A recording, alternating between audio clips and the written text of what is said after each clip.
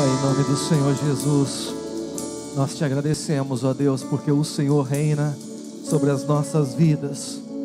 Por mais que sejamos falhos, por mais que sejamos, ó Deus, pecadores, por mais que sejamos, ó Deus, cheios de dificuldades, a Tua graça inunda as nossas vidas completamente.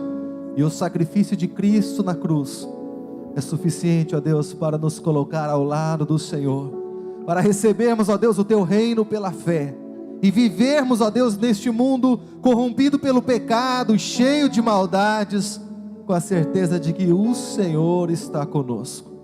Pai, em nome de Jesus, reina sobre as nossas vidas, e ministra os nossos corações agora por meio da Tua palavra, para que venhamos ouvir a voz do Teu Espírito Santo, apesar de nós, que o Teu Espírito Santo fale conosco nesta manhã, em nome do Senhor Jesus. Amém, Jesus.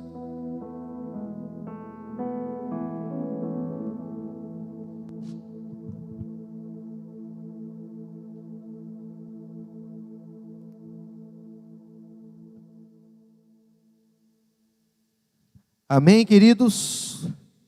Glória a Deus. Nós estamos em uma série de ministrações e hoje nós continuaremos, as nossas ministrações nas cartas pastorais. Encerramos no último domingo 2 Timóteo e hoje nós vamos começar Tito, um livro pequeno, um livro que muitas pessoas acabam pulando, desprezando, mas ele traz para nós muitas orientações importantes para que nós possamos ouvir a voz de Deus, saber aquilo que Deus está ministrando aos nossos corações. Então abra sua Bíblia, carta de Paulo a Tito, capítulo 1, nós vamos meditar do verso 1 ao verso 4.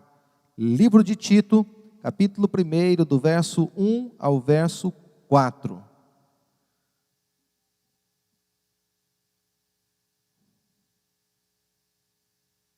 Durante a primeira parte do culto, nós tivemos um probleminha na nossa rede. Estamos ainda com ele?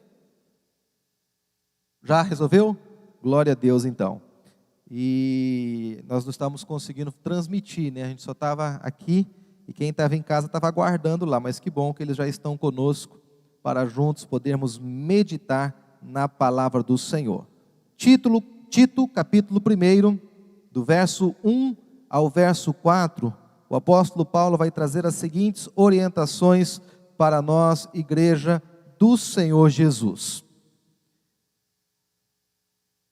Paulo, servo de Deus e apóstolo de Jesus Cristo, para conduzir os eleitos de Deus à fé e ao pleno conhecimento da verdade que leva à piedade, na esperança da vida eterna, a qual Deus, que não pode mentir, prometeu antes dos tempos eternos, e no tempo próprio manifestou a sua palavra mediante a pregação que me foi confiada segundo a ordem de Deus, nosso Salvador.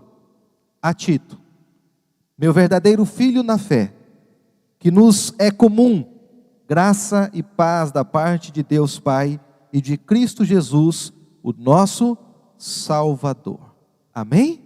Curva sua cabeça mais uma vez, vamos falar com Deus, vamos pedir que o Espírito Santo venha ministrar aos nossos corações a graça de estarmos aqui com Ele nesta manhã. Pai, em nome do Senhor Jesus, nós queremos clamar ao Senhor, que através do Teu Espírito Santo, o Senhor venha ministrar aos nossos corações a Tua palavra, que da mesma forma, ó Deus, que Paulo escreveu a Tito, nós venhamos receber a Tua palavra aos nossos corações, e venhamos viver, ó Deus, aquilo que o Senhor tem para as nossas vidas. Senhor, em nome de Jesus, fala conosco poderosamente para moldar o nosso coração e a nossa forma de viver. Oramos assim crendo em nome de Jesus. Amém, Jesus. Alguns dados importantes dessa carta para que a gente possa então se ambientar aí no que Paulo está ministrando ao pastor Tito, A carta foi escrita durante a 4ª viagem missionária de Paulo. Essa primeira imagem que você está vendo, ela corresponde às 4 viagens de Paulo ao mesmo tempo. as linhas. Então, saindo de Jerusalém e seguindo por toda ali a Ásia, um pedacinho da Europa, as ilhas de Creta, inclusive chegando até a Itália e propagando ali o Evangelho de Deus durante 3 viagens.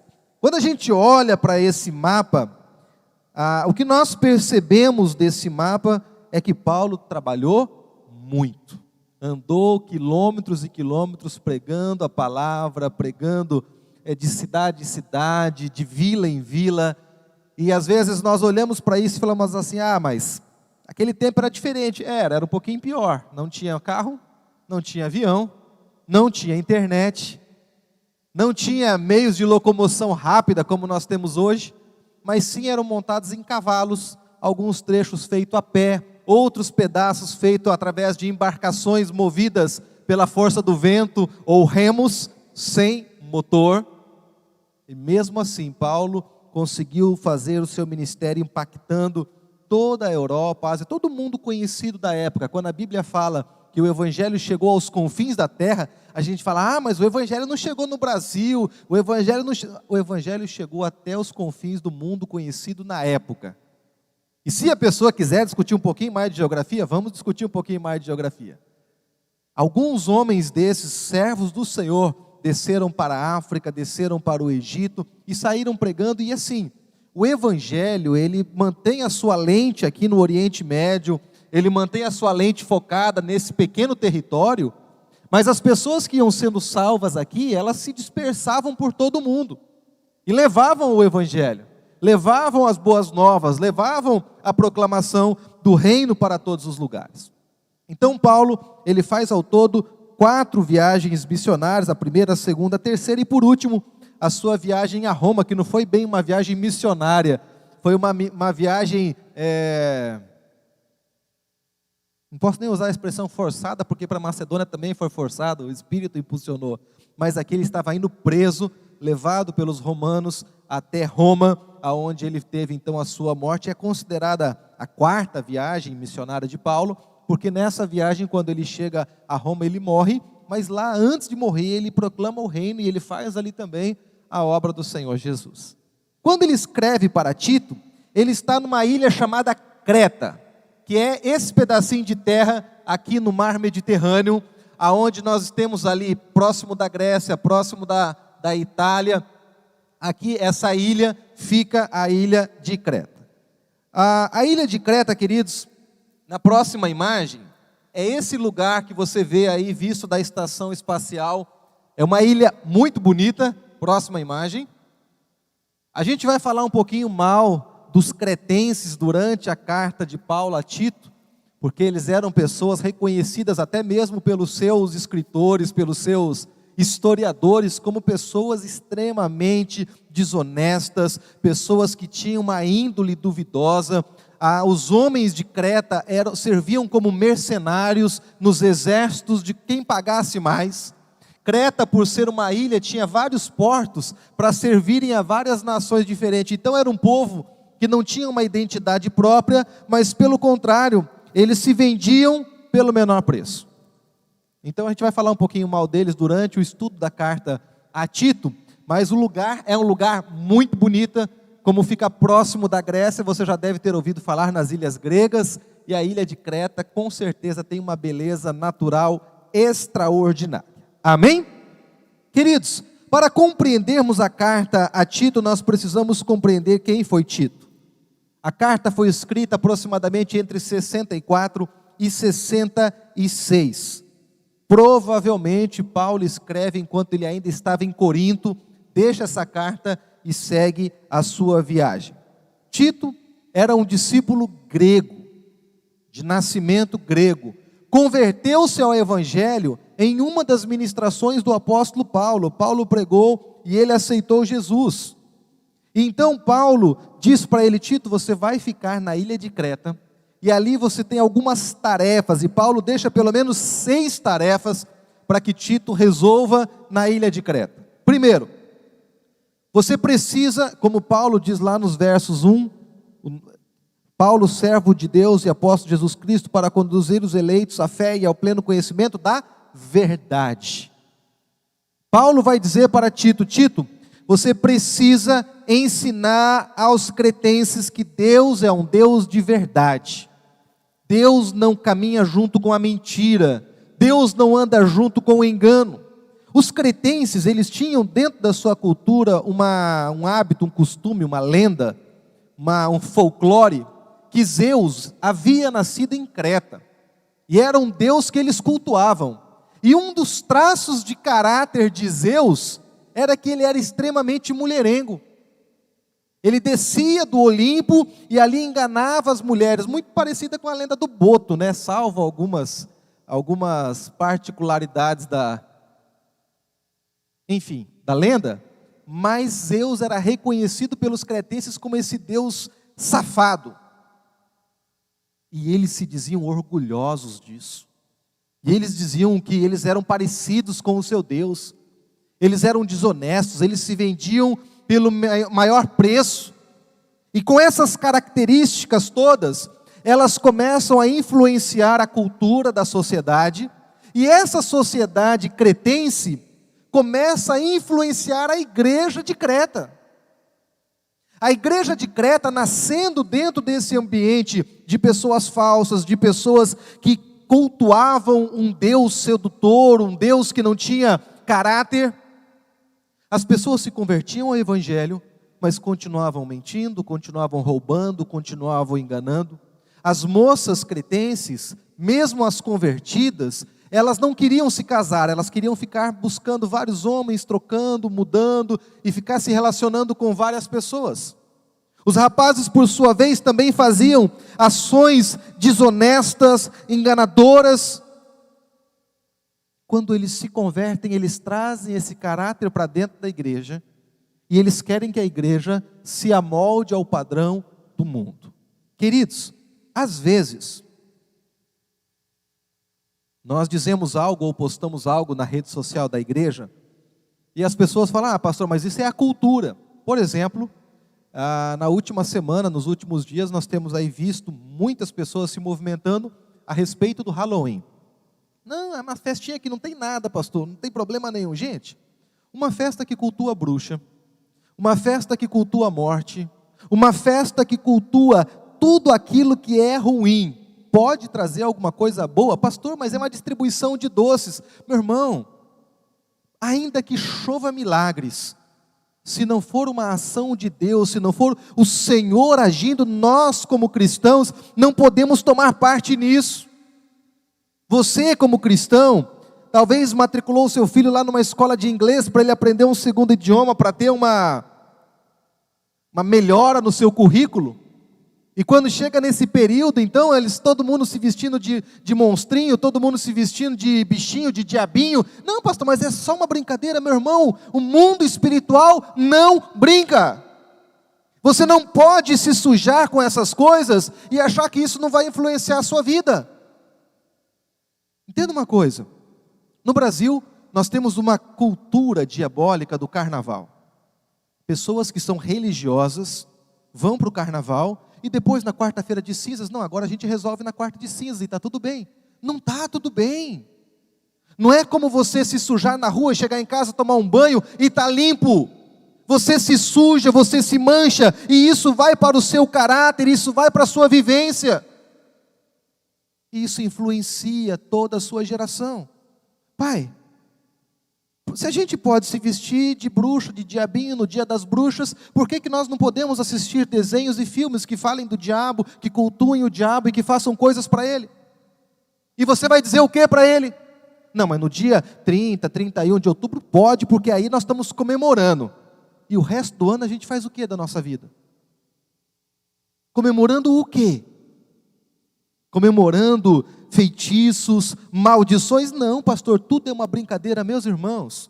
Nas décadas de 60 e 70, parecia uma brincadeira as novelas, mas a influência que isso foi fazendo no mundo. Nas décadas de 80 começaram os resultados, nas décadas de 90, e estamos vendo até os dias de hoje a degradação moral que o nosso país tem vivido, influenciado por brincadeiras. Sem maldade, pastor. Sem nenhum preconceito, meu irmão, nós temos um conceito formado e não é um preconceito. O que a Escritura diz é mandamento sobre a minha vida.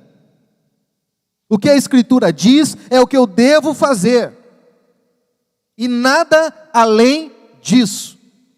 Não, pastor, mas eu posso viver uma vida secular e uma vida cristã. Meu irmão, entenda uma coisa. Se Jesus voltar agora, e você está lá na festinha do Halloween, você acha que você sobe ou você fica? Fica lá na festinha. Aí nós vamos entrar no debate da salvação, e aí nós queremos dizer assim, não, mas pastor, mas uma vez salvo, salvo para sempre, mas a pessoa é eleita, é predestinada. Meu irmão, entenda uma coisa, quem é de Cristo, faz as coisas segundo Cristo. Quem é de Deus, proclama a glória de Deus. No que a glória de Deus é glorificada em você, vestir o seu filho de diabinho, vestir a sua filha de bruxa, e sair batendo na porta dos outros pedindo doce. Não, pastor, mas isso é uma cultura, primeiro, que não é nem cultura nossa, nós somos tão ruins, que a gente traz de fora aquilo que não presta e aplica a nossa cultura como se fosse bacana. Não vos contamineis com as coisas desse mundo. É como se você dissesse para o seu filho, não, hoje você tem liberdade para fazer isso. Na cabeça dele, fala, não, isso é cultura. Aí em julho a gente pula o São João, porque também é cultura. Aí em fevereiro a gente pula o Carnaval, porque também é cultura. Tudo é cultura. Aí na Páscoa a gente corre atrás do coelhinho. E aí nós perdemos a salvação em Jesus, nós perdemos os nossos filhos, nós perdemos a nossa casa, nós perdemos a nossa família, mas enchemos a casa de cultura. Maravilha! Cultura foi feita para refletir o caráter de uma sociedade. E nós estamos deixando que a cultura transforme o nosso caráter. Nós não podemos aceitar isso. Os cretenses estavam tão contaminados pela cultura da sua cidade, do seu povo, que de repente a igreja que estava ali na ilha de Creta, ela foi tomada por alguns líderes cretenses desonestos. Paulo não vai se prender a isso no texto, mas o que nós vemos é que algumas pessoas que não eram fiéis às Escrituras, que não eram fiéis a Jesus, mas se diziam cristãs, haviam tomado o poder da igreja em Creta e estavam fazendo ali o que eles queriam, apenas para obter ganhos. Por isso, Paulo, a terceira tarefa que ele dá para Tito é: escolha na igreja líderes, homens maduros e íntegros. Homens que possam exercer o ministério com sabedoria e confrontar o pecado com as sagradas Escrituras. A quinta tarefa que Paulo tinha era testemunhar diante da sociedade.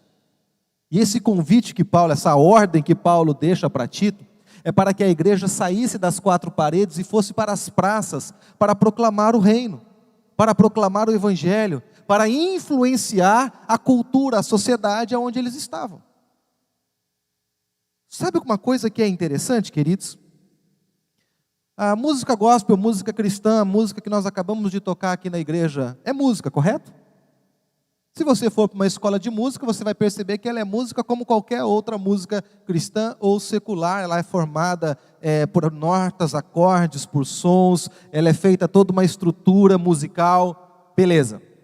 Agora, se você pegar e chegar num festival, chegar em algum lugar e falar, não, eu quero apresentar uma música que é gospel. Não, aqui é só música popular e não pode usar essa música porque essa música é música religiosa e aqui não pode ter nada religioso.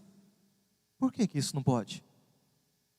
Porque são sabedores de que a música vai influenciar as pessoas, vai levar as pessoas a refletir sobre as suas ações e a mudar o seu caminho. Logo, isso não é importante. A Bíblia é um livro, você concorda comigo? Sim ou não? Há uns anos atrás, eu tive uma ideia bacana e tal, de fazer Bíblias para a gente doar para as pessoas. A Sociedade Bíblica tem uma parceria chamada Bíblia de Afinidade. Não vou explicar todo o projeto aqui, mas enfim. Aí, conversando com algumas pessoas, eu fui conversar com uma determinada empresa para verificar se eles tinham interesse em patrocinar. Atrás iria colocar o nome da empresa, o logo e tal.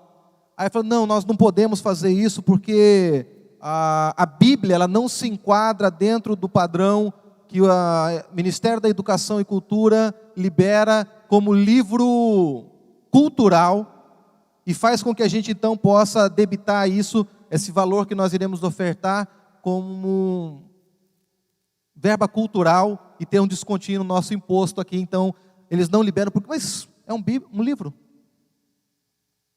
As empresas patrocinam livros. A Companhia Vale do Rio Doce, está bem aqui pertinho de nós, patrocina livros, patrocina mostras de cultura, de música. Quase que cai, né? Mas se você falar que você quer patrocinar um coral gospel, não, isso aí é religioso, a gente não pode patrocinar.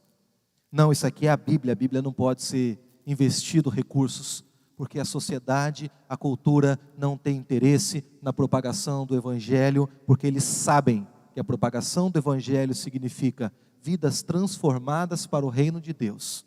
O Evangelho é poder para mudar essas pessoas. Paulo então diz para Tito: Tito, leva a igreja para as praças para que eles possam proclamar o Evangelho e transformar a cultura que eles estão vivendo. Tito, ele era um jovem que se converteu ali na pregação de Paulo, provavelmente próximo à sua região ali da Galácia, e quando ele ouve o Evangelho, ele se converte de uma forma tão transformadora, que houve um concílio em Jerusalém, para discutir se aqueles que não eram judeus deveriam ou não se circuncidar ao se tornarem cristãos. Então Paulo vai para esse concílio, e ele leva como exemplo Tito, um jovem transformado pelo poder de Deus, cheio da graça do Senhor, mas era grego. E nesse concílio, então, eles percebem, lá em Gálatas 2:3, em 2 Coríntios, em 2 Timóteo, você vai perceber que Tito exercia um ministério extremamente poderoso, e os outros perceberam e entenderam que a circuncisão era para os judeus. Os cristãos precisam da marca do Senhor Jesus nas suas vidas. Tito, então, organiza a igreja em Creta e deixa para nós uma reflexão muito importante. Nós somos chamados como fiéis despenseiros da graça de Deus, amém? Você crê nisso? Você foi chamado por Deus para dispensar a graça àquelas pessoas que estão à sua volta? Sim ou não? Portanto, em primeiro lugar, reconhecemos que nós somos servos de Deus, que servimos ao Deus Altíssimo, e por servirmos ao Deus Altíssimo, nós somos representantes dele, e não podemos nos contaminar com as coisas deste mundo. Paulo escreve no versículo 1: servo de Deus, apóstolo de Jesus, para conduzir os eleitos de Deus à fé e ao pleno conhecimento da verdade que leva à piedade. A palavra piedade, ela tem muitas traduções, e para nós a piedade está muito próxima de caridade, está muito próximo de estender a mão para aquele que precisa e prestar socorro. Em muitos momentos, ao nos convertermos, nós nos isolamos do mundo e não temos piedade daqueles que estão perecendo. Esse meu vizinho está condenado mesmo, isso aí também está condenado, esse está condenado. E nós vamos nos isolando, nós vamos nos afastando do mundo, vamos nos colocando numa posição aonde nós nos declaramos santos e não influenciamos o mundo aonde nós estamos. Qual a finalidade do sal? Qual a finalidade da luz? Qual a finalidade de um servo do Senhor Deus? Influenciar as pessoas que estão à sua volta. Na empresa, na sociedade, as pessoas buscam reconhecimento, buscam destaque, buscam alcançar as metas estabelecidas. Porque isso significa mais dinheiro no meu bolso, isso significa um cargo mais importante na empresa, e nos esquecemos que no reino de Deus, nós somos servos fiéis, e devemos exercer o nosso ministério de maneira excelente. Temos um tempo com Deus, para que esse tempo possa refletir na vida daqueles que estão perto de nós. A palavra que Paulo utiliza para definir servo de Deus no grego é doulos. Tem várias traduções, aquele servo que é remunerado, aquele servo que é explorado, mas a expressão que Paulo usa de doulos está mais ligada a escravo. Normalmente escravo a gente pensa que é aquela pessoa que está lá com a corrente no pescoço, apanhando e servindo ali por falta de opção. porque não tem outro jeito, não tem para onde ir. Se pudesse, ele fugiria, ele iria para outro lugar. Mas a definição que Paulo tem de doulos e a definição que ele expressa no Evangelho é alguém que escolheu servir ao seu Senhor por amor. Abriu mão dos seus desejos, abriu mão das suas vontades, abriu mão dos seus projetos, dos seus sonhos, e disse para o seu Senhor: faça em mim a tua vontade. Faça em mim aquilo que o Senhor tem para realizar. Alguém que abriu mão da sua vida para servir e seguir a vida de Deus para ele. Pastor, eu não fiz isso não, eu continuo fazendo o que eu quero. Eu continuo trabalhando o que eu quero, eu estudo o que eu quero, eu vou para onde eu quero. E nós nos esquecemos que nós fazemos a vontade de Deus aonde nós estivermos. Durante algum tempo, a cultura de servo do Senhor era aquele que abandona a família para ir para um seminário, para ir para um país distante, para disseminar o Evangelho, para proclamar o reino. Esse conhecimento e esse entendimento, ele caiu por terra desde quando Jesus disse: sereis minha testemunha em Jerusalém. Aonde você está? Na Judéia, nessa região, ao redor da região onde você está, na Samaria e até os confins da terra. Ser testemunha do Senhor significa alguém que compreendeu o reino de Deus a tal ponto que a vontade de Deus é absoluta sobre ele. E ele vai viver os seus dias gastando por amor ao reino de Deus. As palavras da sua boca serão palavras abençoadoras. Você compreende que você é um servo de Deus? Sim ou não? Somos servos de Deus. Não só na igreja, mas em casa, no trabalho, na escola, aonde nós estivermos, nós somos servos do Senhor. E estamos ali exercendo o nosso ministério, estamos ali proclamando o reino de Deus até que Ele venha. Porque nós compreendemos que nós recebemos uma missão de Deus. Você sabe que você tem uma missão? Qual é a sua missão?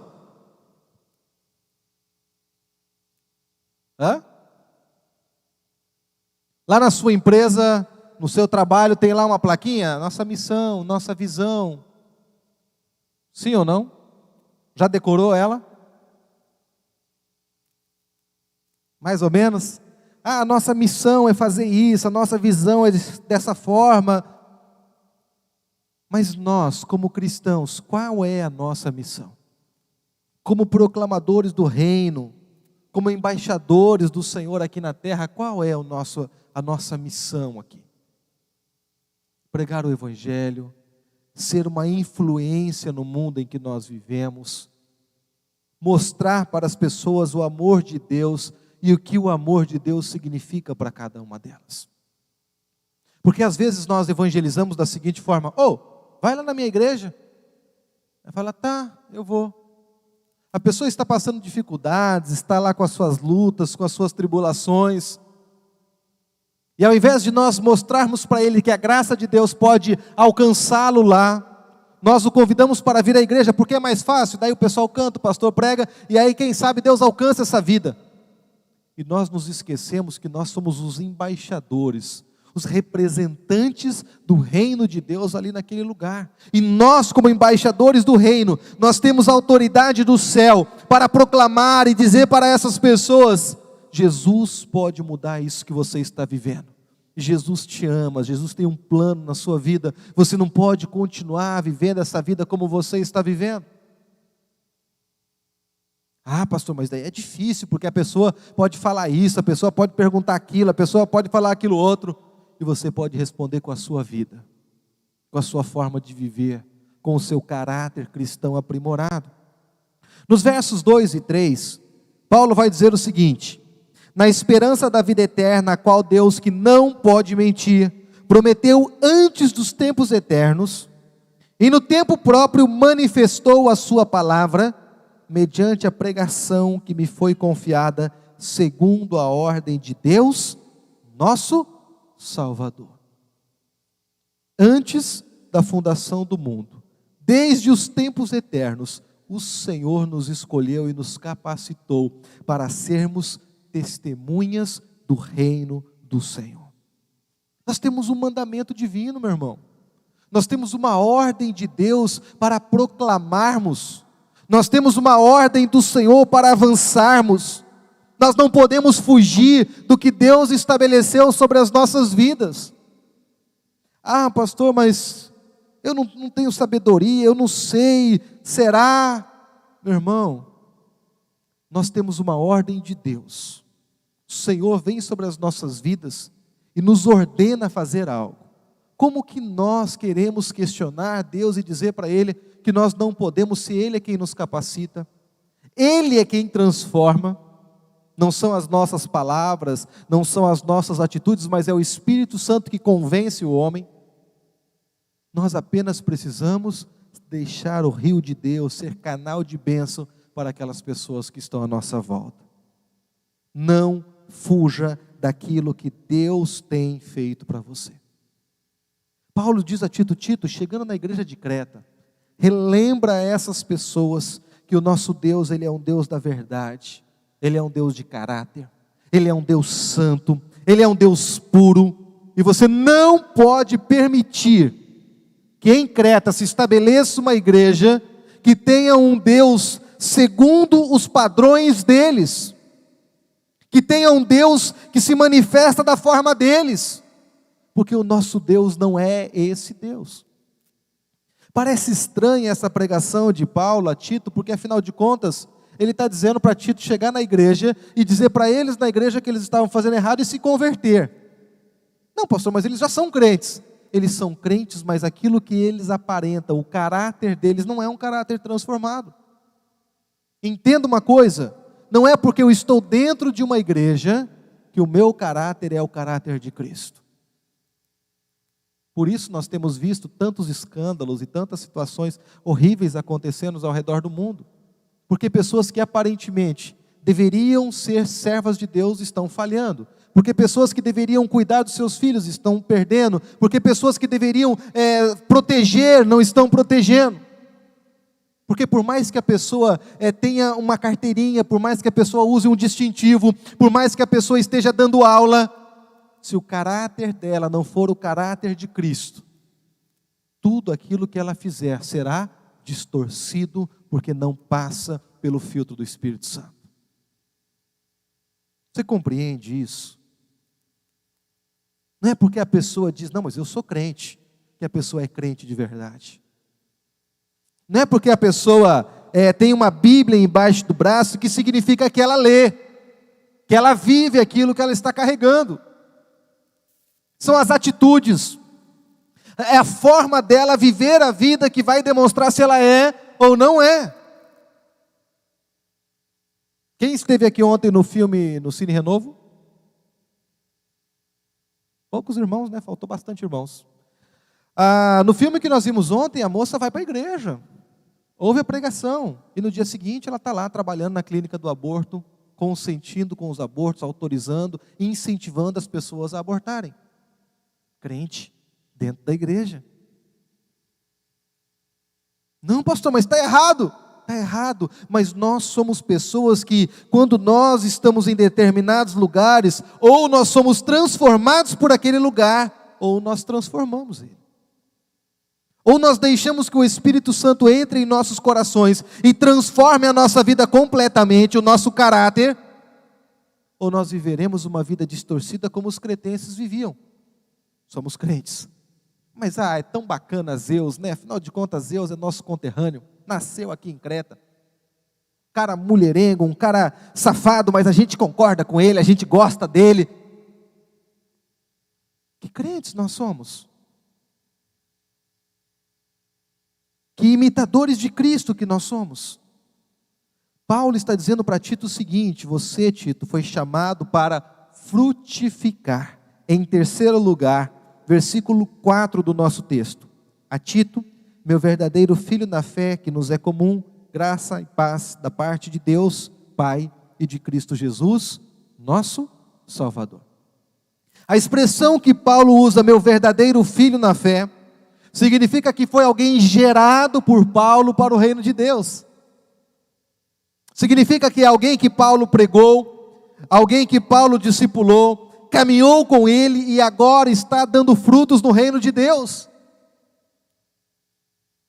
Quando o pai tem uma profissão, é médico, é advogado, professor, ele incentiva os seus filhos a terem a mesma profissão, a caminharem no mesmo caminho, a traçarem ali a mesma rota. Ele quer que os filhos se afeiçoem àquilo que ele está fazendo.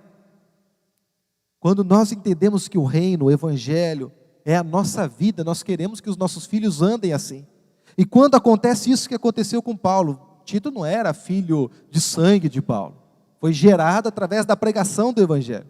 E quando ele prega o evangelho, Tito se converte, se torna um pregador, um discípulo amado e sai proclamando o reino. Paulo pode olhar para trás e falar: deu certo. O evangelho brotou, cresceu e frutificou na vida de Tito. Tito, meu verdadeiro filho na fé. E ele então diz ali a Cristo, da parte de Deus Pai e de Cristo Jesus, nosso Salvador. A importância de proclamarmos o reino, porque nós fomos chamados para frutificar. Paulo coloca Tito num grau de importância e diz para ele: Tito, você foi gerado por mim para gerar outras pessoas. Você não foi gerado por mim para ser apenas mais uma pessoa no corpo de Cristo, mais um membro da igreja. Não, você foi gerado para transformar as pessoas à sua volta, para ser um proclamador do reino. Sabe aquelas marketing multinível? Aonde você compra um negócio, aí você começa a colocar pessoas e outras pessoas e vão colocando, e às vezes parece que você vai conversar com a pessoa e todos os assuntos dela giram em torno do produto dela. Paulo está dizendo: é isso que você tem que fazer sobre o reino de Deus. Você tem que alcançar outras pessoas, você tem que proclamar o reino, você tem que anunciar as grandezas de Deus para as pessoas que estão à sua volta. Você precisa levar adiante o evangelho do Senhor. A graça de Deus chegou à minha vida, pela misericórdia do Senhor chegou à tua vida, e nós precisamos transmitir isso ao máximo de pessoas possíveis. E mais do que isso, não é só sair dizendo para as pessoas do evangelho, não é só sair fazendo como os judeus faziam. Olha, você tem que ser um judeu, vamos te circuncidar e a partir de agora você é judeu. Proselitismo é vida na vida. É a vida de Deus em mim, é a vida de Deus em você, é a vida de Deus no outro. Por isso Paulo se preocupa muito com a teologia, por isso Paulo se preocupa muito com a pregação correta do evangelho. Porque às vezes uma palavra, uma interpretação, um erro ali de leitura pode trazer um erro doutrinário terrível. Pode gerar um entendimento no coração das pessoas que faz com que elas não tenham verdadeiramente a fé correta em Cristo Jesus. Exemplo disso, se você olhar para alguns ditados que nós temos e foram sendo disseminados no meio cristão, você percebe que foram coisas que nasceram lá atrás com alguma intenção que a gente não sabe, mas desvirtuaram completamente as pessoas. Conhece aquele ditado? Ditado, tá? Não é versículo bíblico. Faz por ti que eu te ajudarei? Não? Não é comum de vocês, não? Aonde ele está na Bíblia? Não está. Ah, mas a gente tem que fazer por nós, né, pastor? Para Deus nos ajudar. Como se Deus fosse ali um funcionário nosso, como se Deus fosse alguém para... Não. É o Senhor quem faz a obra, e nós, através da misericórdia do Senhor, podemos levar as nossas vidas, podemos caminhar com o Senhor, mas a salvação é graça abundante de Deus derramada sobre nós. Quer ver um outro versinho que a gente usa, que é engano, é falso, mas traz uma concepção errada? Ah, eu levei aquele irmão para Jesus. Então, se é o Espírito Santo, você levou ele para Jesus? Você pode ter convidado, você pode ter discipulado, você pode ter trazido, mas quem converteu, quem fez a obra no coração e fez com que aquele coração fosse transformado, é só o Espírito Santo de Deus. entre muitos outros textos, ditados populares, que nós, por não conhecermos as Escrituras, acabamos colocando na nossa prática diária e não percebemos, mas isso traz problemas muito graves para nós depois. Paulo está dizendo: tome cuidado, tire essas pessoas que estão à frente da igreja e coloque pessoas realmente fiéis ao Evangelho, fiéis às Escrituras Sagradas. Parece algo ruim que Paulo está fazendo, né? Poxa, vai chegar lá e falar: irmão, você, daqui o microfone, você não prega mais. Você também, senta aqui, você não prega mais. Parece algo, como é que a gente usa muito hoje? Preconceituoso, discriminatório. Não é preconceito e nem discriminação. É porque o Evangelho deve ser pregado de maneira verdadeira. Devemos olhar para as Escrituras como um livro onde tem todas as orientações que nós precisamos para andar na presença de Deus. E eu não posso colocar ali a minha opinião, eu não posso colocar ali o eu acho, eu penso, está escrito isso, mas eu não vou fazer isso. Porque o que o Senhor deixou para nós, nós devemos seguir completamente. Gostando ou não, querendo ou não, estando feliz ou não, nós obedecemos porque compreendemos que a vontade dele é boa, perfeita e agradável. Por isso o apóstolo Paulo está deixando muito claro para Tito: Tito, vá até Creta e ali exerça o seu ministério com fidelidade. Tire aqueles que estão ali agindo de formas estranhas e coloque pessoas fiéis ao Evangelho para proclamar o reino de maneira fiel. Por fim, queridos, nós precisamos compreender que Paulo, Tito e nós somos privilegiados por sermos escolhidos por Deus para fazermos a sua obra. Quantas pessoas andam aí completamente cegas de entendimento, longe da verdade, e acham que tudo que eles fazem porque são livres.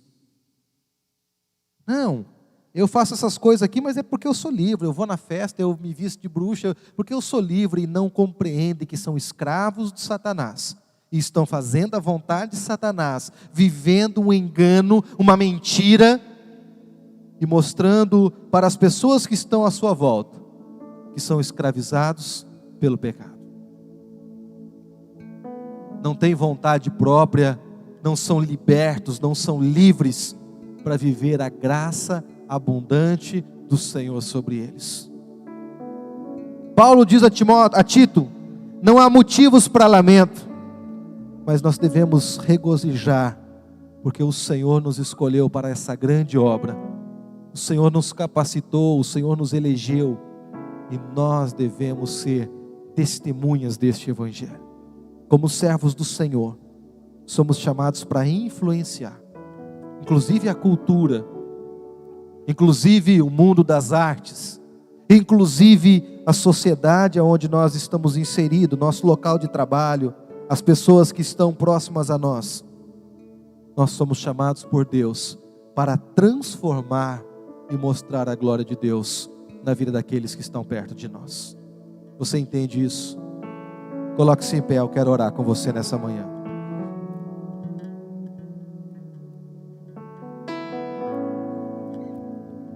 Talvez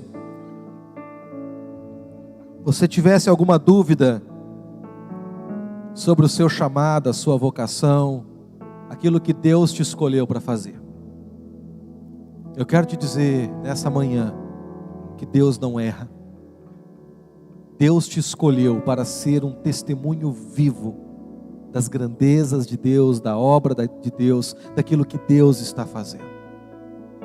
Você não pode viver menos do que isso. Você não pode viver menos do que Deus planejou para a sua vida. Não no sentido de bênçãos, não no sentido, não, no sentido de ser um proclamador do Evangelho, no sentido de ser alguém chamado por Deus para influenciar, a começar por você, as pessoas que estão à sua volta e toda essa geração que nós estamos vendo que dia a dia estão se perdendo e estão cada vez mais longe do plano de Deus.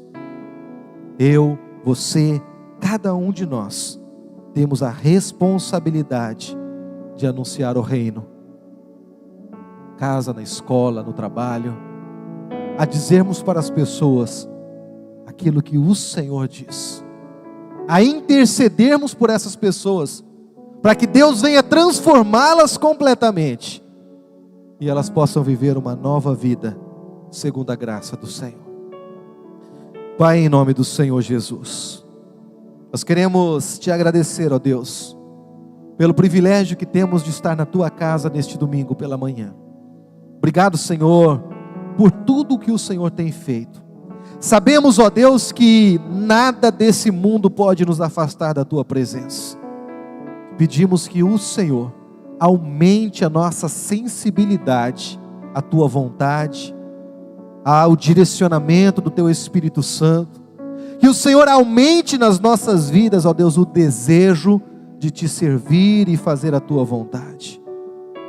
Tira de nós, ó Pai, toda a influência mundana, toda a ação que Satanás tentou plantar nos nossos corações, para nos paralisar, para nos impedir, ó Deus, criando intrigas, criando divisões, criando contendas, para que nós não sejamos proclamadores do teu reino, e para que a tua graça não alcance vidas.